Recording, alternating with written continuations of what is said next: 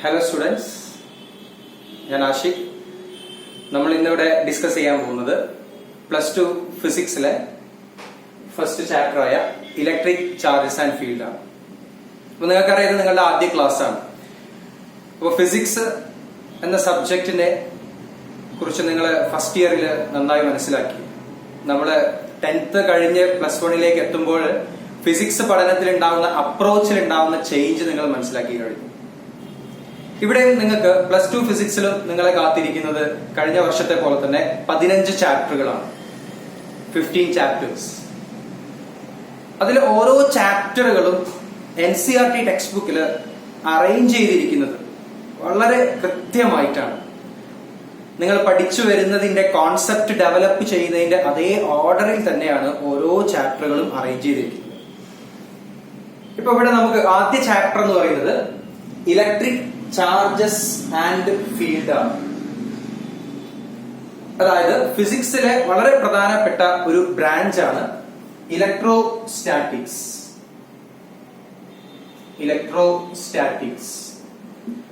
ഈ ഇലക്ട്രോസ്റ്റാറ്റിക്സിൽ വരുന്ന 2 ചാപ്റ്ററുകളാണ് നിങ്ങൾക്ക് പഠിക്കാനുള്ളത്.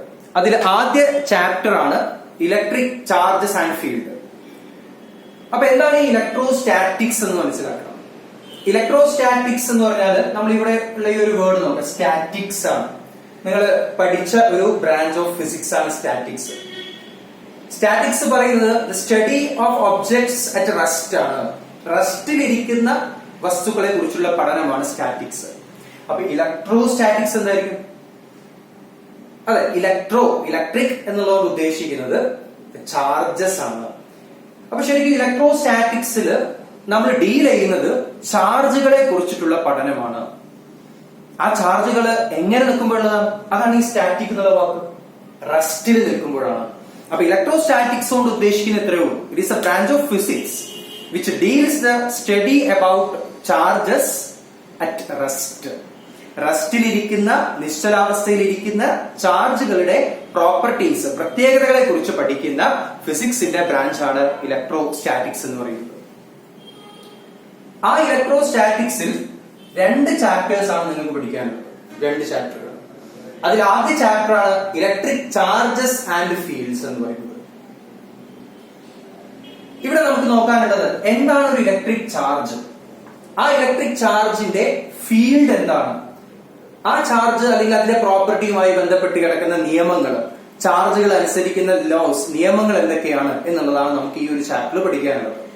അപ്പൊ ഈ ഒരു ചാപ്റ്ററിൽ, ഫസ്റ്റ് ചാപ്റ്ററിൽ നമ്മൾ ചെയ്യുന്നത് ഇത്രയേ ഉള്ളൂ, ദ സ്റ്റഡി അബൌട്ട് ചാർജസ് ആണ്, ചാർജുകളുടെ പഠനമാണ്. By keeping it at rest, ചാർജിനെ നമ്മൾ റെസ്റ്റിൽ വെച്ചുകൊണ്ട് ആ ചാർജിനെ കുറിച്ച് പഠിക്കുക. എന്നാൽ നമ്മുടെ രണ്ടാമത്തെ ചാപ്റ്ററിലേക്ക് എത്തുമ്പോഴേക്കും ഇലക്ട്രിക് പൊട്ടൻഷ്യൽ ആൻഡ് കപ്പാസിറ്റൻസ് ആണ്. ഞാൻ ഇതിന്റെ ഒരു കണക്ഷൻ ആണ് ആദ്യം പറയുന്നത്. ഈ ചാപ്റ്ററുകളുടെ ഞാൻ പറഞ്ഞ NCERT കൃത്യമായ ഓർഡറിലാണ് ഇത് അറേഞ്ച് ചെയ്തിരിക്കുന്നത്. ആ അറേഞ്ച് ചെയ്തിരിക്കുന്ന ഓർഡറിനനുസരിച്ച് ആ ഓർഡർ എന്താണ് എന്നുള്ളത് ആദ്യം നമ്മൾ മനസ്സിലാക്കാം. അപ്പൊ നമുക്ക് അത് പ്രെഡിക്റ്റ് ചെയ്യാൻ പറ്റും. ഈ ഒരു ചാപ്റ്റർ കഴിഞ്ഞ് നമ്മൾ എന്തായിരിക്കും അടുത്ത് പഠിക്കുന്നത്, അത് കഴിഞ്ഞ് അടുത്ത ചാപ്റ്റർ എന്തായിരിക്കും എന്നുള്ളത് നമുക്ക് തന്നെ ഊഹിക്കാൻ പറ്റും. അപ്പൊ അങ്ങനെ ആ കോൺസെപ്റ്റ് ഡെവലപ്പ് ചെയ്യുന്നതിനനുസരിച്ചുള്ള ചെറിയ ചെറിയ കുഞ്ഞു ടോപ്പിക്കുകളാണ് ഈ ഓരോ ചാപ്റ്ററിൽ ഉണ്ടായിരിക്കുക. അപ്പൊ ഇലക്ട്രിക് ചാർജസ് ആൻഡ് ഫീൽഡിൽ നമ്മൾ പഠിക്കുന്നത് ചാർജിനെ റെസ്റ്റിൽ വെക്കുന്നു, ആ റെസ്റ്റിൽ വെക്കുന്ന ചാർജുകളുടെ പ്രത്യേകതകൾ എന്താണ് എന്നുള്ളത് പരിശോധിക്കുന്നു. രണ്ടാമത്തെ ചാപ്റ്ററിലേക്ക് എത്തുമ്പോഴേക്കും ഈ റെസ്റ്റിൽ വെച്ചിരിക്കുന്ന ഈ ചാർജ് പാർട്ടിക്കിളിനെ നമ്മൾ പതുക്കെ ഒന്ന് move ചെയ്യിക്കുന്നു.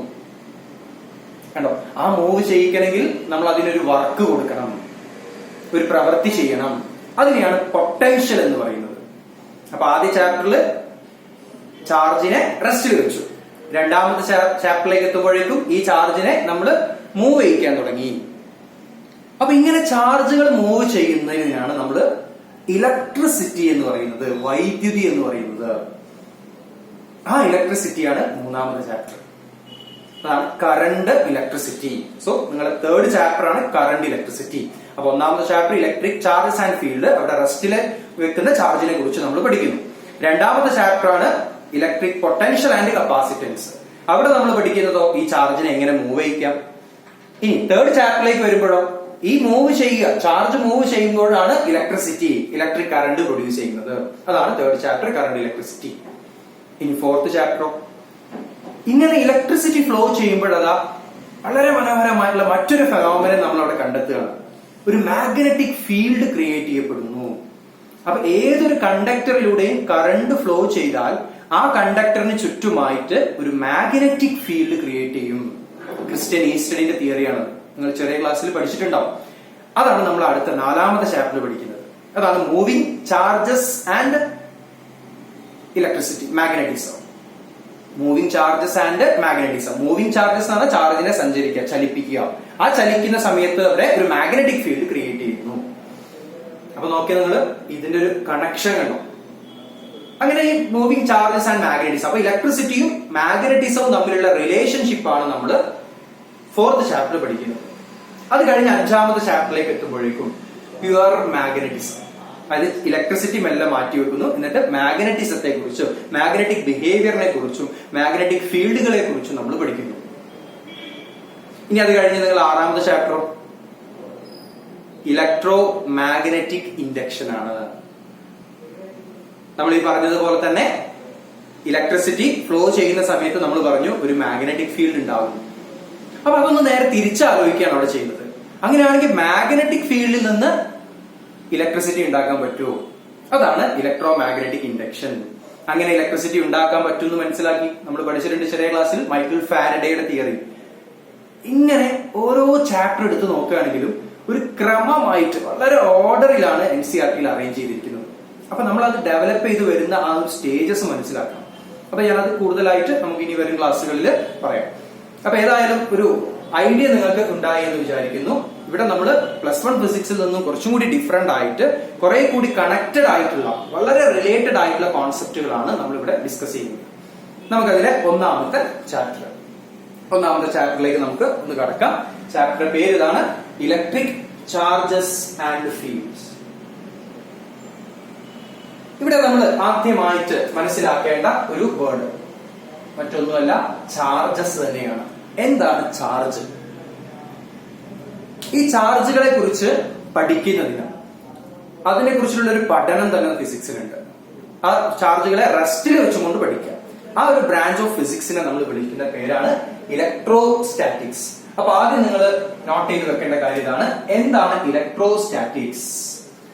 So electrostatics is a branch of physics which deals the study about the charges at rest. So what is electrostatics?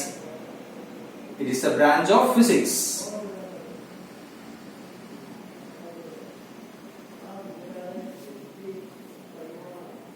which deals the study about charges. Which deals the study about charges at rest. നമ്മൾ കൃത്യമായിട്ട് മനസ്സിലാക്കി വെക്കണം. കാരണം 2 ചാപ്റ്ററുകൾ നമുക്ക് ഇലക്ട്രോസ്റ്റാറ്റിക്സിൽ വരുന്നുണ്ട്. First ചാപ്റ്ററും second ചാപ്റ്ററും. അപ്പൊ what is electrostatics? It is a branch of physics which deals the study about charges at rest ആണ്. റെസ്റ്റിൽ ഇരിക്കുന്ന ചാർജുകളെ കുറിച്ചും അവയുടെ പ്രത്യേകതകളെ കുറിച്ചും അതുമായി കണക്ട് ചെയ്തിരിക്കുന്ന നിയമത്തെ കുറിച്ചും ഒക്കെയാണ് നമ്മൾ ഇലക്ട്രോസ്റ്റാറ്റിക്സിൽ പഠിക്കുന്നത്. ആ ഇലക്ട്രോസ്റ്റാറ്റിക്സിലെ ആദ്യ chapter electric charges and fields. നിങ്ങൾക്ക് അത് നോട്ട് ചെയ്ത് വെക്കാവുന്നതാണ്. യെസ്. സോ നമുക്ക് എന്താണ് ഒരു ചാർജ് എന്നുള്ള ഒരു കോൺസെപ്റ്റിലേക്ക് ആദ്യം കിടക്കാം. ഇപ്പൊ നമ്മൾ പലപ്പോഴും ഉപയോഗിക്കുന്ന അല്ലെങ്കിൽ കേൾക്കുന്ന ഒരു വാക്കാണ് ചാർജ് എന്നുള്ളത്. എവിടെയാണ് ചാർജ്, അല്ലെങ്കിൽ എങ്ങനെയാണ് ഒരു ബോഡിയിൽ ചാർജ് ക്രിയേറ്റ് ചെയ്യപ്പെടുന്നത്? നിങ്ങൾ ചെറിയ ക്ലാസ്സുകളിൽ അല്ലെങ്കിൽ മറ്റുള്ള സബ്ജക്റ്റുകളിൽ നിന്നും മനസ്സിലാക്കിയിട്ടുണ്ടാവും. നമ്മൾ ഈ ചാർജ് എന്നുള്ളതുകൊണ്ട് ഉദ്ദേശിക്കുന്നത് ഇലക്ട്രോണുകളെയാണ്. ബേസിക് ചാർജസ് എന്ന് പറയുന്നത് ഇലക്ട്രോൺസ് ആണ്.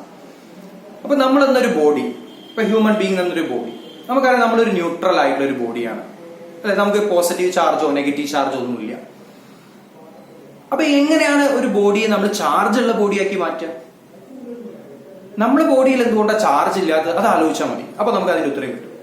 നമ്മുടെ ബോഡിയിൽ ചാർജ് ഇല്ലാത്തതിന്റെ കാരണം നിങ്ങൾ പഠിച്ചിട്ടുണ്ട്, ഒരു ആറ്റം എന്ന് പറയുന്നത് ഇലക്ട്രിക്കലി ന്യൂട്രൽ ആണ്. ഇങ്ങനെ ഇലക്ട്രിക്കലി ന്യൂട്രൽ ആയ ആറ്റത്തിൽ ഇലക്ട്രോണുകളുടെ എണ്ണവും പോസിറ്റീവ് ചാർജ് ആയിട്ടുള്ള പ്രോട്ടോണുകളുടെ എണ്ണവും ഈക്വൽ ആണ്. അതുകൊണ്ട് തന്നെ നെറ്റ് ചാർജ് എന്ന് പറയുന്നത് എപ്പോഴും 0 ആയിരിക്കും. ഓക്കെ, അപ്പൊ ഒരു ബോഡി നമ്മൾ സാധാരണ ഒരു ന്യൂട്രൽ ബോഡി എടുത്തു കഴിഞ്ഞാൽ അതിൽ ഇലക്ട്രോണുകളുടെ എണ്ണവും പ്രോട്ടോണുകളുടെ എണ്ണവും ഈക്വൽ ആയിരിക്കും. അപ്പൊ നെറ്റ് ചാർജ് എന്ന് പറയുന്നത് എപ്പോഴും 0 ആയിരിക്കും. എന്നാൽ ഇങ്ങനെയുള്ള ഒരു ചാർജ്, ഇപ്പൊ നമുക്കൊരു ബോഡി കൺസിഡർ ചെയ്യാം, ഏതെങ്കിലും ഒരു ബോഡി കൺസിഡർ ചെയ്യാം. സപ്പോസ് ഒരു എ എന്ന് പറയുന്ന ഒരു ബോഡി. ഈ എ എന്ന് പറയുന്ന ബോഡി ന്യൂട്രൽ ആണ്. ന്യൂട്രൽ എന്ന് പറഞ്ഞാൽ ആ ബോഡിയിൽ ചാർജ് ഇല്ല, 0 ആണ് charge. So A neutral body is A body having 0 charge. ഈ ബോഡിയിലേക്ക് ഞാൻ ഒരു ഇലക്ട്രോണിനെ ആഡ് ചെയ്തു. അങ്ങനെ ഒരു ഇലക്ട്രോണിനെ ആഡ് ചെയ്താൽ നിങ്ങൾ മനസ്സിലാക്കാം, ഒരു ഇലക്ട്രോൺ എന്ന് പറയുന്നത് നെഗറ്റീവ് ചാർജ്ഡ് ആയിട്ടുള്ള പാർട്ടിക്കിൾ ആണ്. ഇലക്ട്രോണിന്റെ ചാർജ് നിങ്ങൾ പഠിച്ചിട്ടുണ്ട്, is equal to 1.6 into 10⁻⁻19 coulomb ആണ്. ഇലക്ട്രോണിന്റെ ചാർജ് എത്രയാണ്? 1.6 into 10⁻⁻19 കൂളോം. ചാർജിന്റെ യൂണിറ്റ് ആണ് കൂളോം എന്ന് പറയുന്നത്. അപ്പൊ അങ്ങനെയാണെങ്കിൽ ഒരു ബോഡി ഒരു ഇലക്ട്രോണിനെ ആക്സെപ്റ്റ് ചെയ്തു എന്ന് വിചാരിക്കുക, സ്വീകരിച്ചു. അങ്ങനെ ഒരു ഇലക്ട്രോണിനെ സ്വീകരിച്ചു കഴിഞ്ഞാൽ ആ ബോഡിയുടെ ചാർജ് എന്തായിരിക്കും? ന്യൂട്രൽ ആയിരിക്കുന്ന ഒരു ബോഡിയല്ലേ, ആ ബോഡിയിലേക്കല്ലേ ഒരു ഇലക്ട്രോൺ വരുന്നത്. അപ്പൊ സ്വാഭാവികമായിട്ടും നമ്മൾ ആ ഇലക്ട്രോണിനെ സ്വീകരിച്ചു കഴിഞ്ഞാൽ ഇലക്ട്രോണിന്റെ ചാർജ് എന്താണോ അതായിരിക്കും നമ്മുടെ ഈ ചാർജ്, അല്ലെ? അങ്ങനെയാണെങ്കിൽ ഈ ബോഡിക്കുള്ള ചാർജ് ഏതായിരിക്കും? നെഗറ്റീവ് ചാർജ് ആയിരിക്കും. എത്രയാണ് അതിന്റെ മാഗ്നിറ്റ്യൂഡ്? 1.6 into 10⁻⁻19 കൂളോം ആയിരിക്കും. എന്നാൽ ഈ ബോഡി 2 ഇലക്ട്രോണിനെ ആക്സെപ്റ്റ് ചെയ്താലും ആ ബോഡിയുടെ ചാർജ് എന്ന് പറയുന്നത് 1.6 into 10⁻⁻19 into 2 ആയിരിക്കും. കാരണം 2 ഇലക്ട്രോൺ ആണ്. ഈ ചാർജിന്, ഈ വാല്യൂനെയാണ് നമ്മൾ ഇ എന്ന ലെറ്റർ കൊണ്ട് ഡിനോട്ട് ചെയ്യുക. അപ്പൊ നമുക്ക് പറയാം, ഒരു ഇലക്ട്രോണിനെ ആക്സെപ്റ്റ് ചെയ്താൽ ഈ ബോഡിയുടെ ചാർജ് -e ആയിരിക്കും.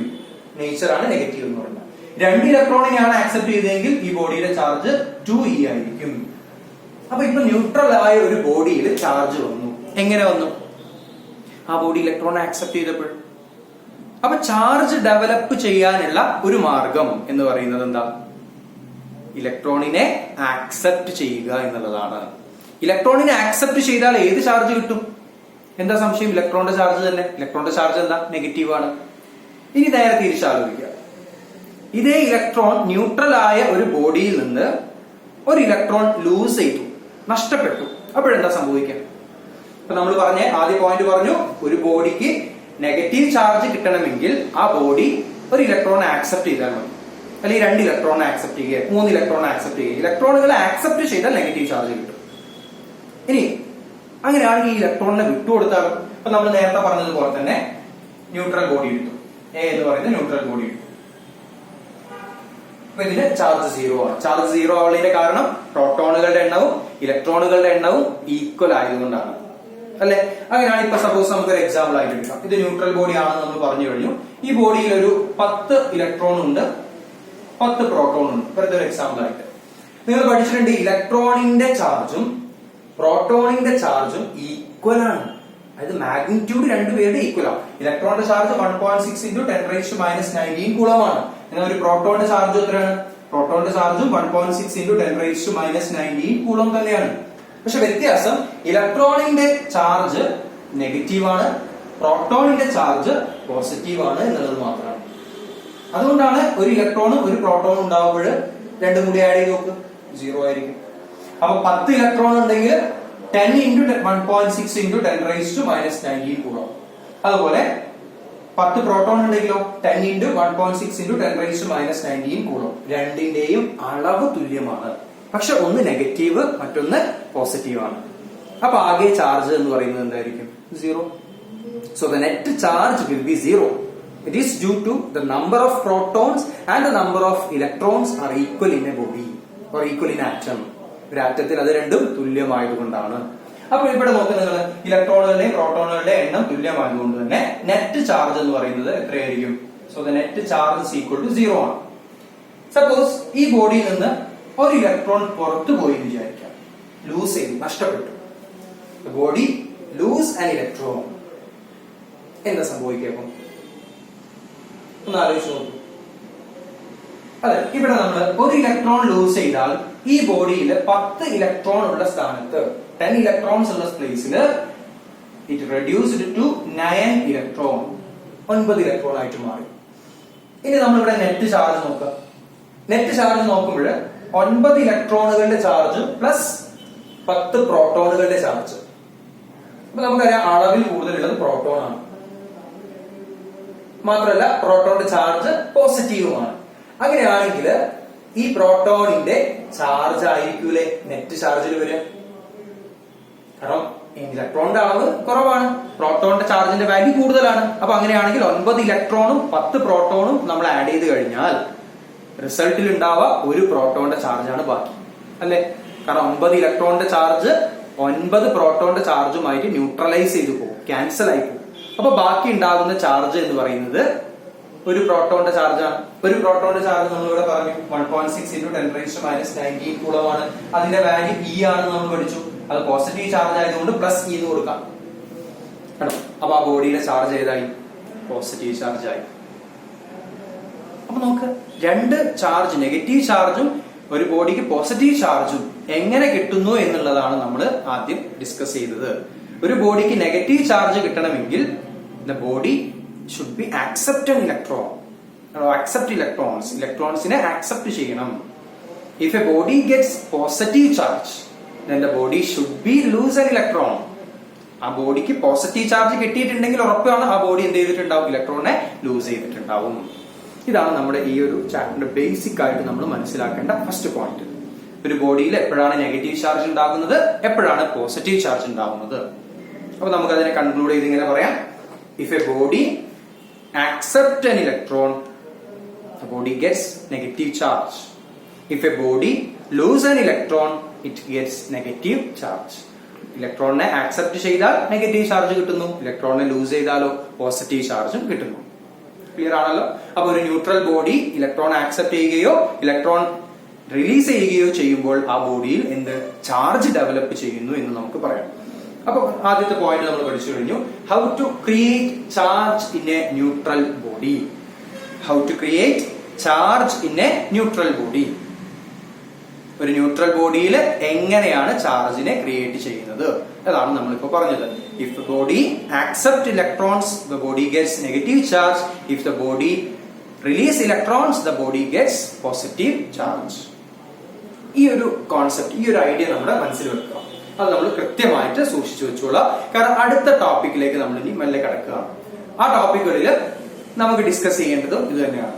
എങ്ങനെയാണ് ഇതുപോലെ, അതായത് ഇലക്ട്രോണിനെ ആക്സെപ്റ്റ് ചെയ്യുകയോ ഇലക്ട്രോണിനെ റിലീസ് ചെയ്യുകയോ ചെയ്യിക്കണം, അപ്പോഴേ നമുക്കൊരു ചാർജ് ഉള്ള ബോഡിയെ ഡെവലപ്പ് ചെയ്യാൻ പറ്റൂ. ഇപ്പൊ എന്റെ കയ്യിലുള്ള ഈ ഒരു പേന നിങ്ങൾക്കറിയാം, ഇതൊരു ന്യൂട്രൽ ബോഡിയാണ്.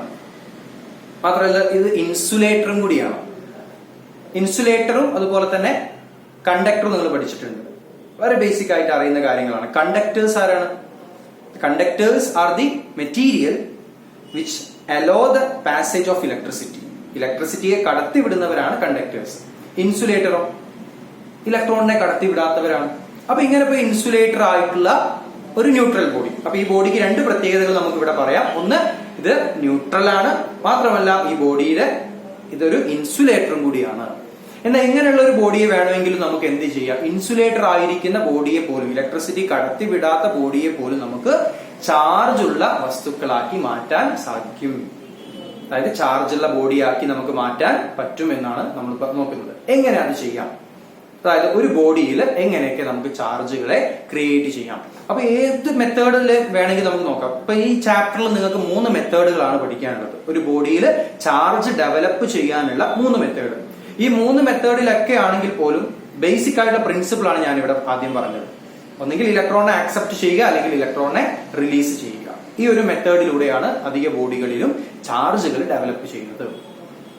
ഇനി ഇതല്ലാത്ത മെത്തേഡും ഉണ്ട്. അതായത് ഈ ഒരു ബേസിക് പ്രിൻസിപ്പിൾ അല്ലാത്ത മെത്തേഡ് ഉപയോഗിച്ചും നമുക്ക് ചാർജ് ഡെവലപ്പ് ചെയ്യാം. ഒരു ബോഡിയിലുള്ള ചാർജുകളെ തന്നെ നമുക്കൊന്ന് റീഅറേഞ്ച് ചെയ്തിട്ടൊക്കെ ചാർജ് ക്രിയേറ്റ് ചെയ്യാം. അപ്പൊ നമ്മൾ ആദ്യ സെക്ഷൻ എന്താണ് ചാർജ്, ബേസിക് ചാർജ് എന്ന് പറയുന്നത് ഇലക്ട്രോൺസ് ആണ്. ഒരു ബോഡിയിൽ എങ്ങനെയാണ് ചാർജ് ക്രിയേറ്റ് ചെയ്യുന്നതെന്ന് ചോദിച്ചാൽ, body when the body accept electron it gets negative charge, when the body release electron it gets positive charge. So നമുക്ക് ഇനി അടുത്ത സെക്ഷനിൽ നമുക്ക് പറയാനുള്ളത് എങ്ങനെയാണ് ചാർജ് എങ്ങനെയൊക്കെ നമുക്ക് ഡെവലപ്പ് ചെയ്യാം, അതിന് നമ്മൾ ഉപയോഗിക്കുന്ന ഡിഫറെന്റ് ആയിട്ടുള്ള മെത്തേഡുകൾ ഏതൊക്കെയാണ്. അപ്പൊ ആദ്യ സെഷനിൽ നമ്മൾ പറഞ്ഞ കാര്യങ്ങൾ വളരെ ക്ലിയർ ആണെന്ന് വിചാരിക്കുന്നു. ചാപ്റ്ററിന്റെ ഒരു ഇൻട്രൊഡക്ഷൻ നിങ്ങൾക്ക് കിട്ടി, എന്താണ് ഈ ചാപ്റ്ററിൽ നമ്മൾ പഠിക്കാൻ പോകുന്നതെന്നും. ഇനി അടുത്ത സെക്ഷനിൽ നമുക്ക് ഡിസ്കസ് ചെയ്യാനുള്ള ടോപ്പിക് ചാർജ് ഡെവലപ്പ് ചെയ്യാനുള്ള വ്യത്യസ്ത മെത്തേഡുകളാണ്, മാർഗങ്ങളാണ്. ഓക്കെ, അപ്പൊ അത്രയും കാര്യങ്ങൾ ക്ലിയർ ആയിട്ട് ഓർത്തു വെക്കുക. Thank you.